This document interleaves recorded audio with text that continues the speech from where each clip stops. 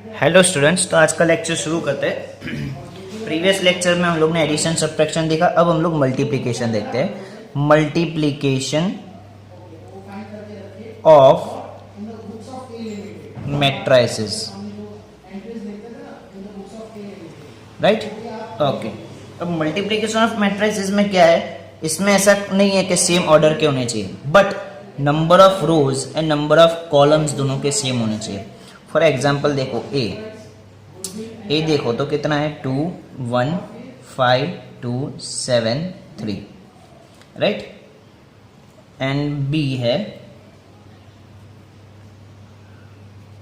3 4 5 2 7 2 1 9 4। तो देखो क्या बोला है, दस the multiplication of A and be the number of column of matrix A के कॉलम और बी के रो सेम होने चाहिए। ए का कॉलम देखो, ये कॉलम है, कितने कॉलम है, 3 है, मतलब 2/3 है। और ये इसमें रो देखो तो कितने रोज है, 1 2 एंड 3, राइट? 3 रोज है।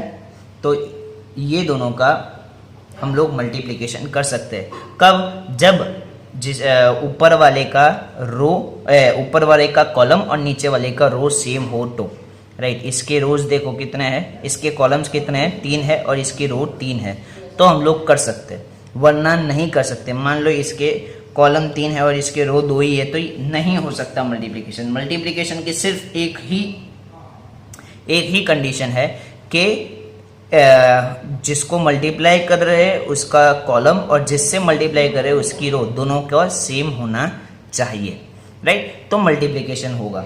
अब मल्टीप्लिकेशन होगा तो किस तरह होगा, तो a इंटू बी करना है, तो आपको क्या करना है, इन दोनों के एलिमेंट्स को मल्टीप्लाई करना है। और किस तरह मल्टीप्लाई करेंगे मैं आपको बताऊंगा यहाँ। That is 3 4 5 2 7 2 1 9 4, right? तो हम लोग किस तरह करेंगे, तो देखो जो फर्स्ट है उसका रो लेना है, बराबर, और जो सेकंड है उसके कॉलम्स लेने हैं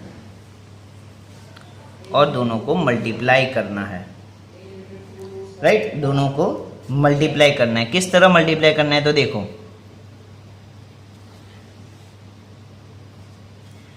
2 into 3 2 into 3 plus 5 into 4 5 into 4 plus 7 into 5, ये फर्स्ट हुआ, फर्स्ट एलिमेंट हुआ। अब सेकेंड एलिमेंट के लिए अगेन 2 इंटू 2, फिर प्लस 5 इंटू 7 प्लस 7 इंटू 2, ये सेकेंड एलिमेंट के लिए हुआ। और थर्ड एलिमेंट के लिए 2 into 1 plus 5 into 9 plus 7 into 4, right? ये फर्स्ट एलिमेंट्स हुए फर्स्ट रो के। अब सेकेंड के लिए हम लोग सेकेंड रो और कॉलम्स लेंगे, तो 1 into 3 plus 2 into 4 plus 3 into 5, इसी तरह 1 into 2 plus 2 into 7 plus 3 into 2, और लास्ट क्या है, 1 into 1 plus 2 into 9 plus 3 into 4। अब इन सबको मल्टीप्लाई करके ऐड करो तो कितना होगा, 2 3 जा 6 प्लस 20 प्लस 7 5 जा 35, 3 plus 8 plus 15, 2 into 2 4 plus 35 plus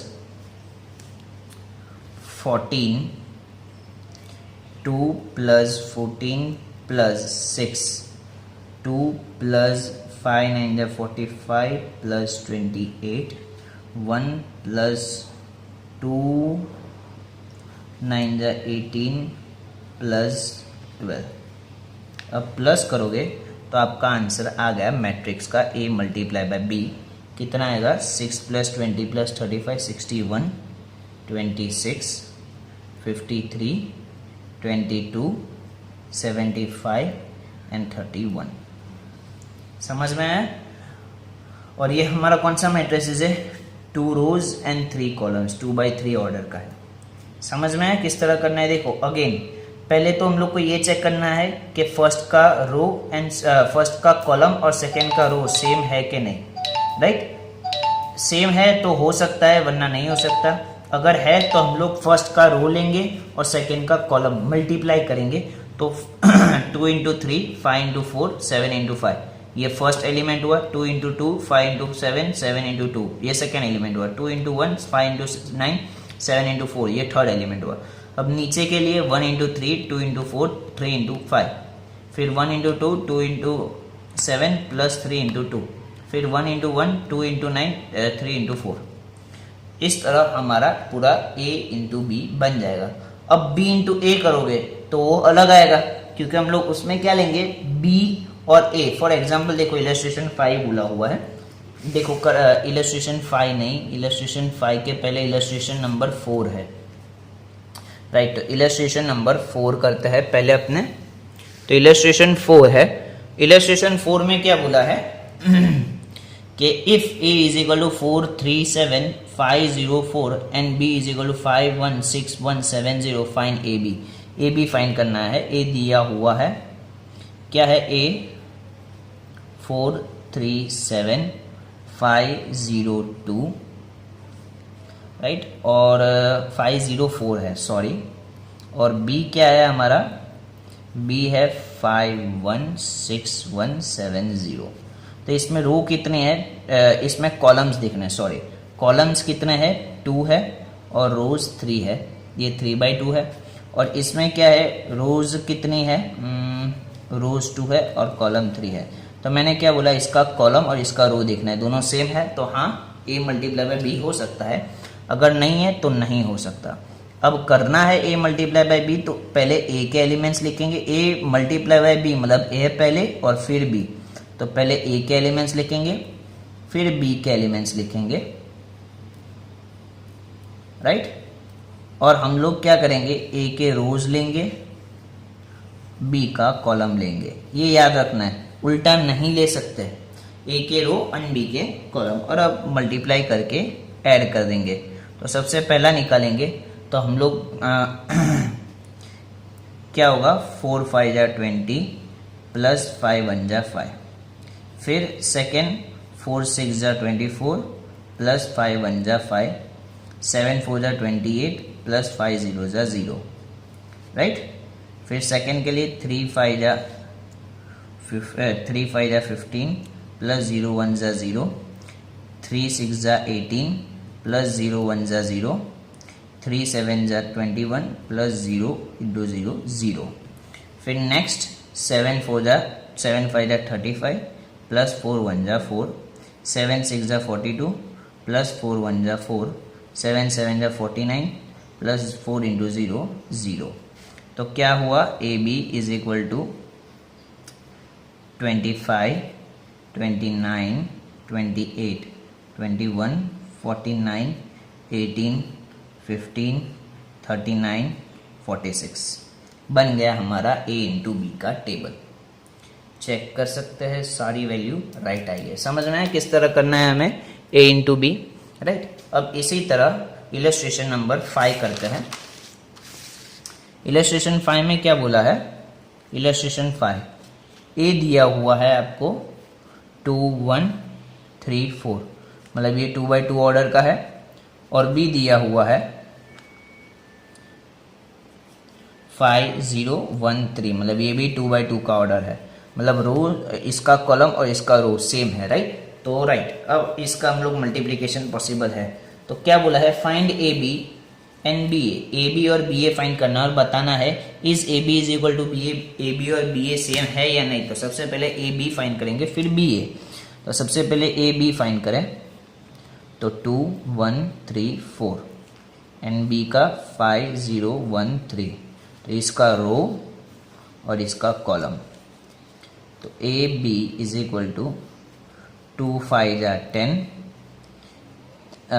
3 0 जा 0, 2 1 जा 2 3 3 जा 9, 1 5 जा 5, 4 0 जा 0, 1 1 जा 1, 4 3 जा 12। एडअप करो तो A B is equal to 10 5 11 13। A B आ गया हमारा, राइट। अब बी ए फाइंड करते हैं। तो बी ए के लिए क्या करेंगे, सबसे पहले बी के एलिमेंट्स रखेंगे 5 0 1 3 और ए के एलिमेंट्स रखेंगे 2 1 3 4 और मल्टीप्लाई किस तरह करना है, इसके रोज और इसका कॉलम, राइट। तो मल्टीप्लाई करते हैं तो बी ए कितना होगा, 5 2 जा 10, 1 1 जा 1, 5 3 जा 15, 1 4 जा 4, 0 2 जा 0, 3 1 जा 3, 0 3 जा 0, 3 4 जा 12। तो बी ए कितना आया, 11 3 19 12। अब देखो ए बी और बी ए सेम है, नहीं है, तो no, A B is not equal to B A. आ गया हमारा आंसर, समझ में। इसके सम्स किस तरह करने हैं। अब आगे बोला है, लेट्स डू इट। अब आगे देखें तो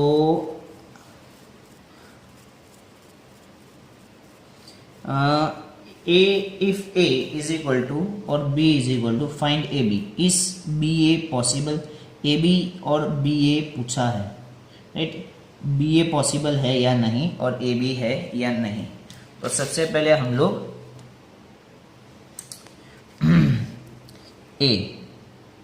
ए कितना है, -2 3 1 1 4 0 0 -2 -1 और b क्या है, b इज इक्वल टू 1 -5 4 0 2 7। अब ए बी फाइंड करना है हमें। तो ए बी के लिए हम लोग को क्या ध्यान में रखना है, मैंने आपको बताया है, ऑर्डर रो और कॉलम सेम होनी चाहिए। तो इसकी रो और कॉलम देखो, इसकी रो होगी 3/3 और इसका होगा 3/2। तो इसकी कॉलम और इसकी रो सेम है तो ए बी हो सकता है, तो ए बी कर देंगे हम लोग। कितना होगा, इसकी रोज लेंगे और इसकी कॉलम। तो 2 1 जा 2, 1 5 जा 5, 0 1 जा 0, फिर 2 0 जा 0, 1 1 2 जा 2, 0 7 जा 0, फिर 3 1 जा 3, 3 4 5 जा 20, 2 4 जा 8, 3 0 जा 0, 4 2 जा 8, 2 7 जा 14, 1 1 जा 1, 0 5 जा 0, 1 -1 4 जा -4, 0 1 जा 0, 1 जा 0, 7 into -1 -7, राइट। तो ए बी कितना होगा हमारा, A B is equal to -2 -5 that is -7, ये 2, -20 -8 -28 +3 -25 -3 -6 -7। तो a इंटू बी तो आ गया। अब b इंटू ए पॉसिबल है कि नहीं, तो b इंटू ए के लिए हम लोग को पहले b चाहिए और बाद में a चाहिए। तो a और b चाहिए हमें, ओके, राइट।